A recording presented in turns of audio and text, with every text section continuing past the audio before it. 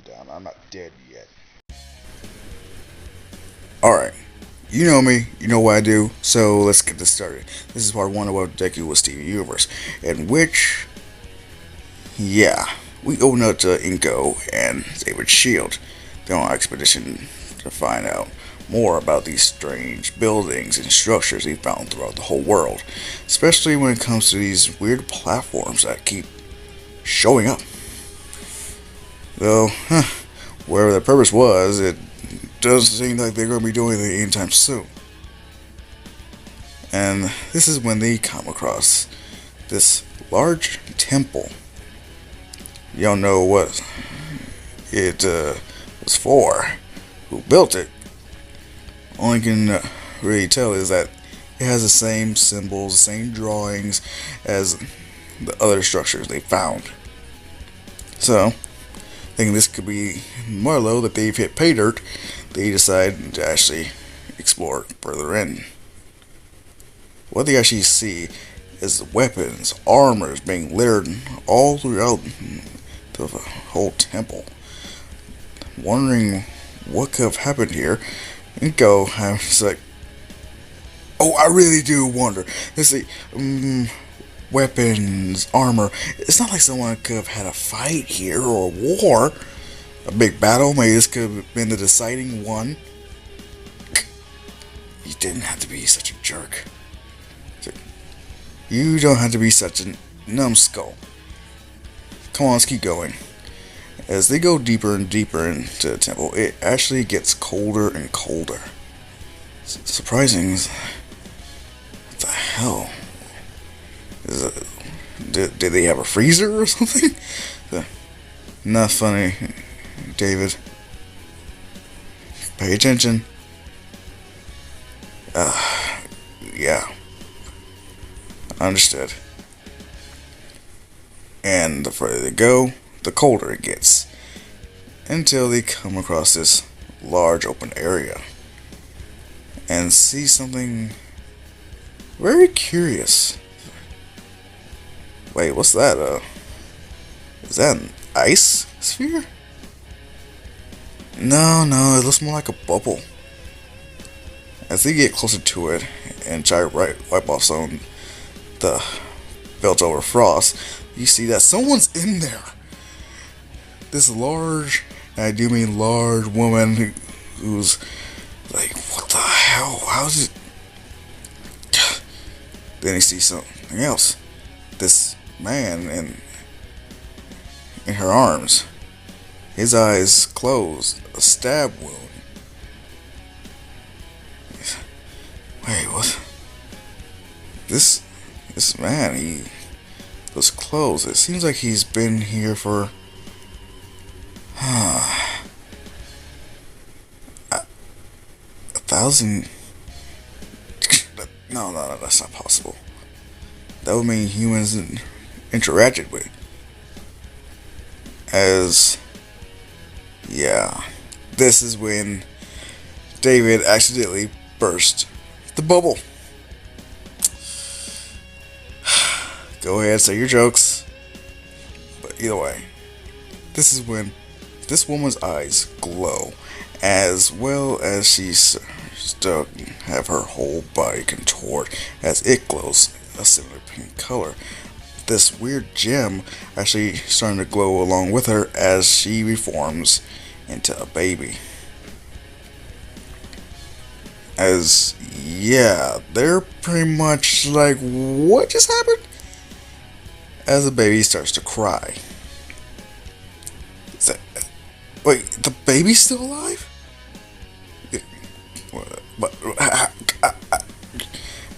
Well, pick him up.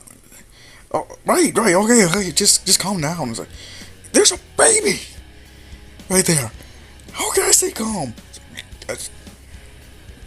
As yes, they cradle this child, and David does look at him. Do you think that woman is in this child or something? What do you mean? Well, she shapeshifted and poof, this kid. But if you have noticed her stomach, she did look a little bit preggers. So maybe maybe she's a first quirk user or something. No, that's not possible. I mean, the earliest usage of quirks would be like what, 200 or so years, maybe. That wouldn't make much sense. But what about him? As they look over this man, you check and see. Let's see here. He doesn't have a name, no form of identification, from what I can tell. But whatever happened here, it definitely claimed his life. Yeah. Let's keep looking, right, Inko? Are you kidding? We have a baby here, and he's freezing. We should hold off on this. We should go back home. Are you serious? Yes. Alright. You say so. As they head back to Japan, you go pretty much wondering, who was that woman? Who's that guy? Because they have brought not only Izuku, of course it's going to be Izuku, but also this man with them. Trying to see what's going on here. Trying to at least get some idea of what might have happened besides a huge fight. When David and Inko do run tests on this man, that's strange. What? This man, he has the recessive trait of the quirk gene. What? Yeah. What about the kid? You are not throwing tests on this boy. Inko, come on. No. Seriously, what is with you, David? Seriously, would you want anyone to perform tests on Melissa?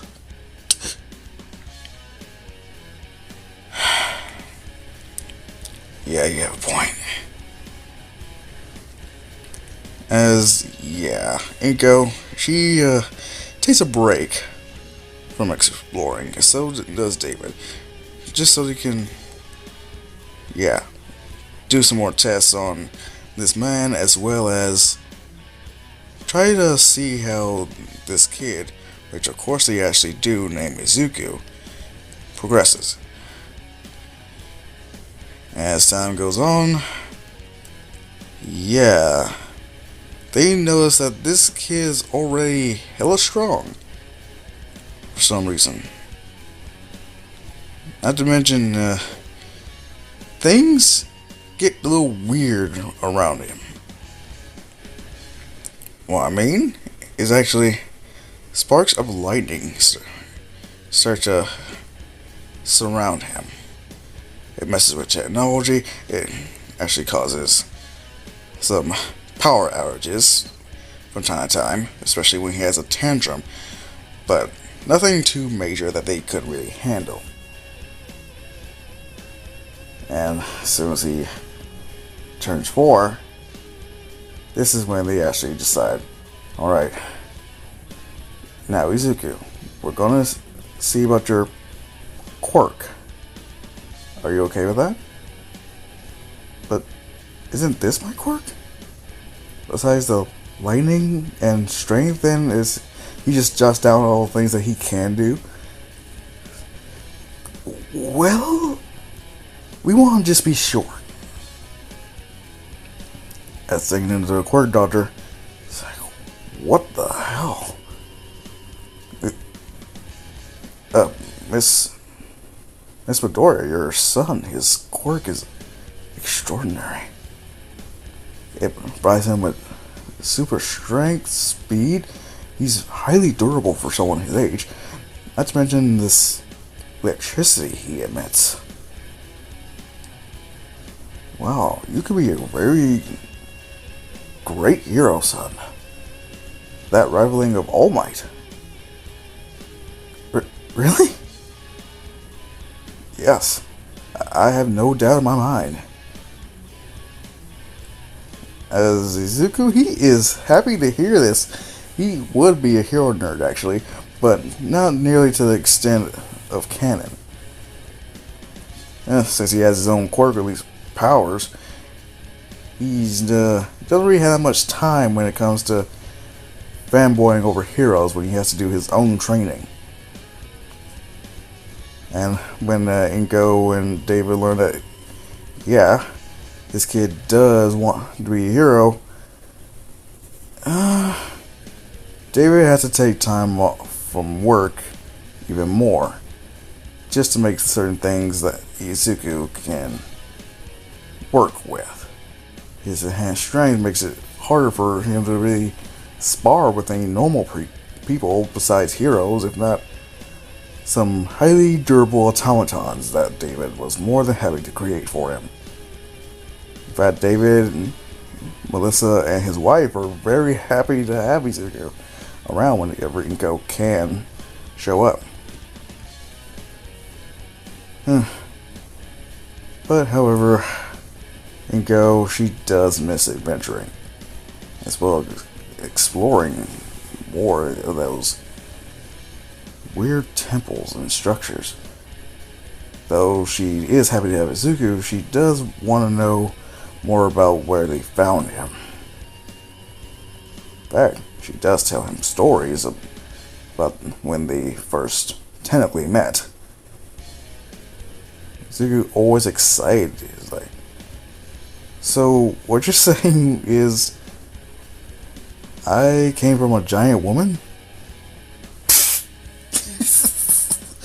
No. I mean, technically yes, but not in the way that you're thinking, I believe. Oh. Well, that's still interesting. Yeah, I guess so. So, that man in her arms, that could have been my father? I believe so. I truly do. But he's still your father, and we have long since given him the proper burial. Would you like to see? Izuku hang over to his father's grave. But he has a whole swirl of emotions going on. He never knew his father, so can he really miss him or be that sad that he's gone? And yes he can. But this is what actually gets Izuku more determined to be not only a hero, but wants to be an adventurer just like his adopted mother, Inko. He notices how much he actually does miss going out there, discovering new things, trying out new things. But he does feel like he's been holding her back from that. So, during their training sessions, he does ask constantly, can he go with them? Her very, very reluctant to do so. Though, yes, she does love Izuku with all her heart. She doesn't want to risk her boy getting hurt or worse. This happens up until when he's 14, in which she finally does agree. Fine, whatever. Yes, you. Now that you seem to be more than capable of handling your own skin, I guess I'm okay with it. But one sign of trouble and we are out of there. Understood. Can D Uncle David and you know Melissa show up? Can they come with us? No, actually no, because you see, Zuko, they're a little busy with the business, making support gear, so they can't really spend time with us as much as they used to. Maybe next time. For right now, it'll just be me and you. Okay? Izuku, he, with a heavy heart, does agree to this. And they go straight to the temple where Izuku was found. Who knows? Maybe Izuku has a latent trait to where he can actually understand the ancient language. As they go further and further into the temple, just looking around, trying to get a feel for what's going on. Izuku being kind of on guard because of seeing all these weapons and armors that were laying around. Just wondering, where are the bodies? Where are the skeletons? There's nothing here. It's like something just vaporized them. Or, if anything, what kind of soldier would just remove their armor and hightail it out of there? Yeah, not making much sense now, is it? But Inko, she's just more excited of being out in the field again. However, this is when they come across something. There it is, a platform, which Iko has told Izuku about. Her not knowing what their purpose was, but if anything, it seems like since there's a lot of them, they had some form of importance to the past civilization. Izuku wondering, okay, so want to see if we can turn it on? You think we haven't tried that before? We don't know how. I mean, it's ancient technology that we've never seen before. We don't know how to operate. We don't know how, Can I try something? Like what? Let me try using my electricity or something. Wait. Izuku, I don't think that'd be a good idea. As Izuku, he just ignores her and starts running off.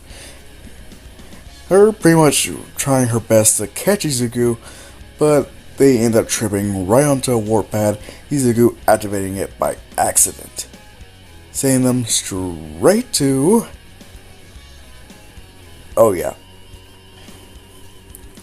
the gym battlefield, at least one of them, with wild strawberries aplenty. Inko,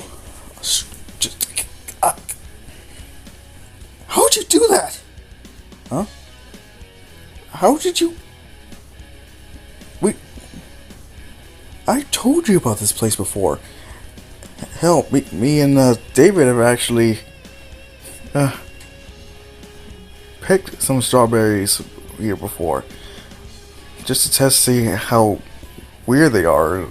I mean, there's different shapes, different sizes. How did you turn it on? I don't know. I just did it. You could do it again?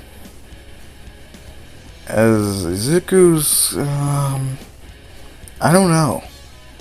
I mean, that first time was technically an accident.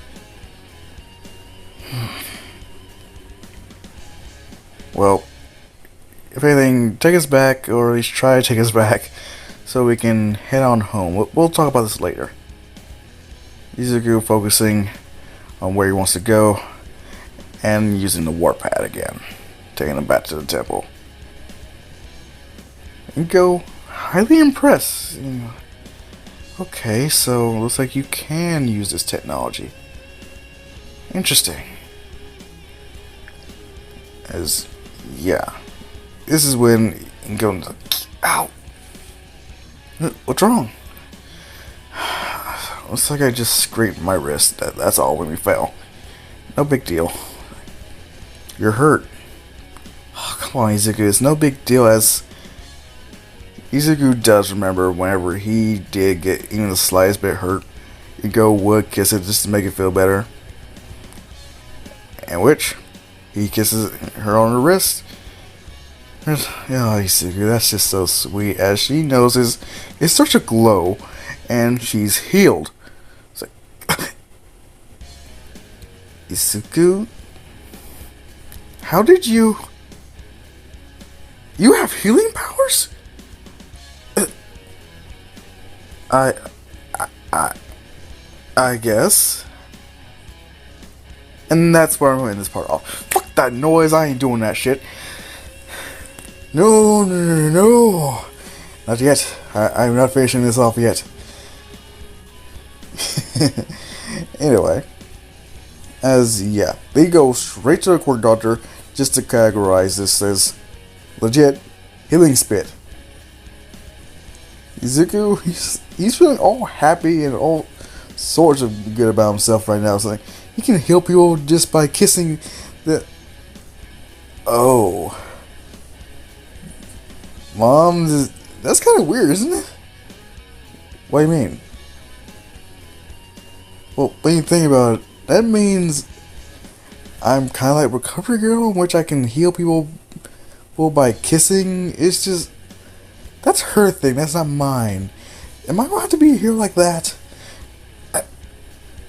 No, not unless you want to, I guess. Okay, good. Because though I could, it would be kind of weird to have to kiss people while on the field just to heal them. Wait, you're not feeling fatigued after me kissing you, do you?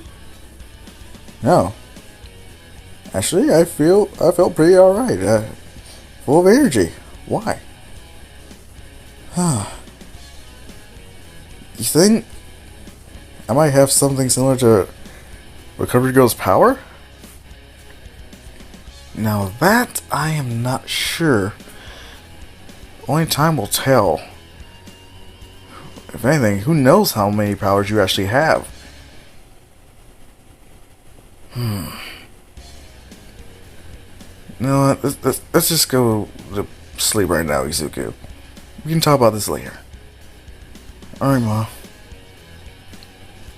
As they go to bed, Izuku having a weird dream of these fighters, warriors, just striking down and grabbing these gemstones from him, waking up as he sees... Wait, where am I? Yeah, he's looking around and he's in a battlefield, surrounded by gemstones, as he's just rising from his feet, and he sees these 3 gems. A red one, purple, and white. And these gems are shattered, broken into pieces, as he can feel the tears just drip down from his face, wondering what the hell. Why am I crying? I mean, gems break all the... As he sees that... Wait, that's not my hand! Wait, is him looking around just saying, like...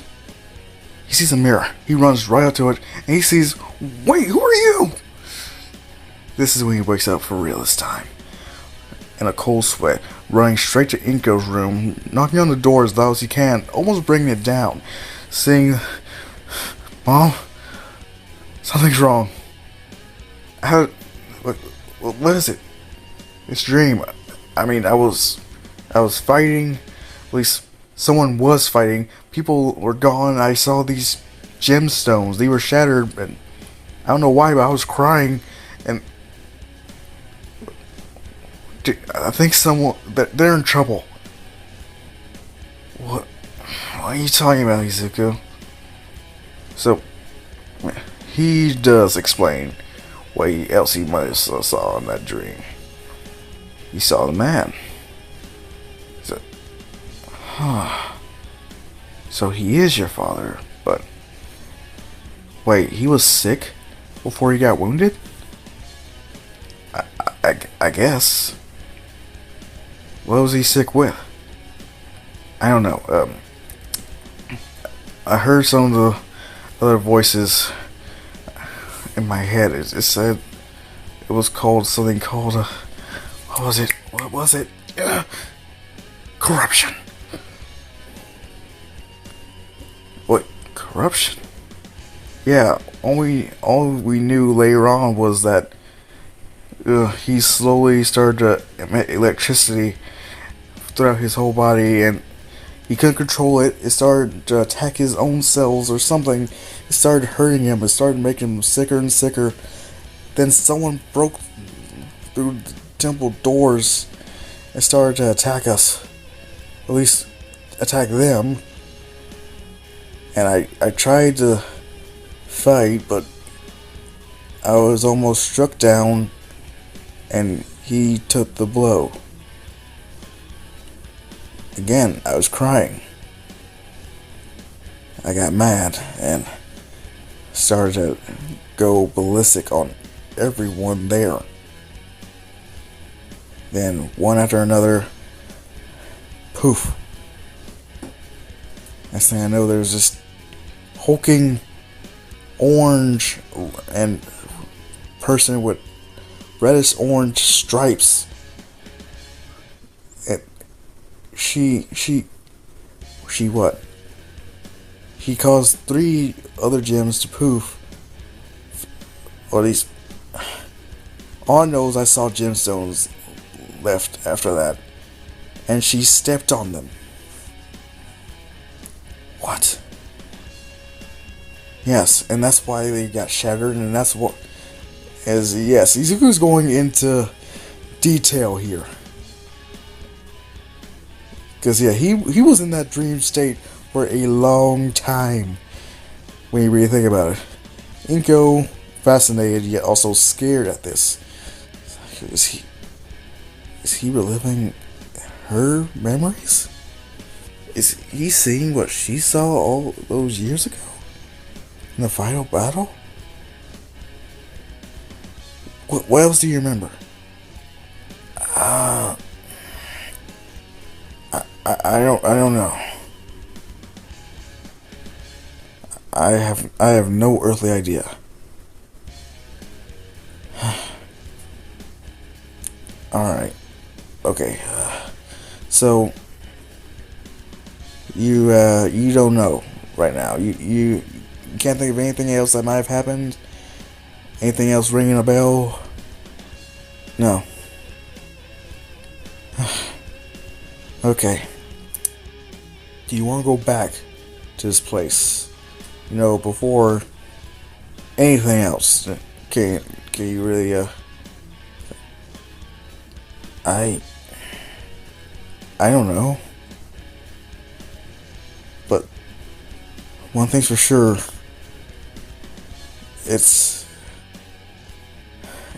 I'm scared. I don't know what the hell's going on. Neither, Izuku, but tell you what, we'll figure it out together. We'll learn more about this as time goes on. You don't have to worry about doing this alone. Meanwhile, in outer space. What? Wait a minute, that's not right. What is it, Paradox? Oh, my diamond. seems like someone's activated one of the warp pads. What? That's impossible. I mean, we wiped out any crystal gem or remaining force that was on that planet years ago. We even went down there to just make sure the job was done. Well, I don't know what to tell you, my diamond, but someone definitely used a warp pad. I don't know who, but a warp pad was definitely used. We might need to look into this into greater detail. And with that, that is where I'm going to end this part off. Yes, I am doing some shit. I told you, I want this to be as original as I can possibly make it. It's my way of doing this. I want this to be somewhat a darker aspect, which is why I had to do this the certain way I did it. Y'all may hate me for what I've done, but I give zero fucks right now. As long as I find a way to make this story at least entertaining. Like other YouTubers have definitely caught my attention with their content. Seriously. I'm so happy I started watching YouTube wedded videos. You have no idea. Who knows, I probably wouldn't even be doing this if it wasn't for some of these YouTubers. But, nevertheless, that is the end of that. And I am signing off. Goodbye.